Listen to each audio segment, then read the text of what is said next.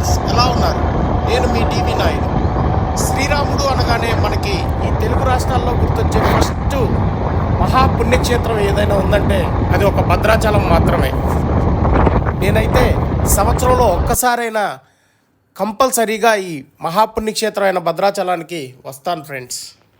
ఈ భద్రాచలం రావడానికి విజయవాడ నుంచి దాదాపు 187 కిలోమీటర్లు ఉంది. మన ఆర్టీసీ బస్సులో రావాలంటే మార్నింగ్ 6:30 నుంచి విజయవాడ బస్ స్టాండ్లో బస్సులు అవైలబుల్గా ఉంటాయి. బ్రతుకు బాగుపడాలంటే ఒకసారి భద్రాద్రి వెళ్ళి రావాలి అనే నానుడి ఉంది. అందుకేనేమో నిత్యం భక్తుల రద్దీతో ఈ క్షేత్రం కలకల్లాడుతుంది. సూర్యవంశస్థుడైన శ్రీరామచంద్రుని ఆదివారం పూట దర్శించుకోవటం వల్ల ఆరోగ్య లబ్ధి, ఐశ్వర్యం లభిస్తాయని భక్తుల ప్రగాఢ నమ్మకం. శ్రీరామనవమి రోజు ఇక్కడ ఆరు బయట సీతారాముల కళ్యాణం అంగరంగ వైభవంగా అశేష భక్తజనంతో కనుల పండగగా జరుగుతుంది. ఈ ఆలయంలో రాముల వారిని కనులారా దర్శించుకున్న తర్వాత ఈ ఆలయం నుంచి దాదాపు 35 కిలోమీటర్లో పర్ణశాల అయితే ఉంది ఫ్రెండ్స్.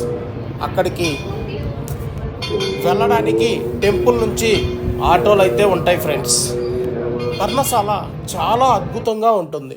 అక్కడ సీతారాములు నివసించిన కుటీరం, ఆ సీతాదేవి ఆరేసే చీర యొక్క గుర్తులు అవన్నీ అక్కడ మనం కనులారా చూడొచ్చు ఫ్రెండ్స్.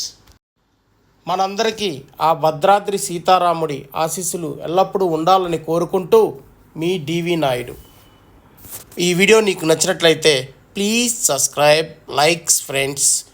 మరిన్ని వీడియోలు నేను చేయాలంటే మీరు సబ్స్క్రైబ్ చేసి నన్ను లైక్ చేసి కామెంట్ చేస్తేనే కుదురుతుంది ఫ్రెండ్స్. Bye friends. జై శ్రీరామ్.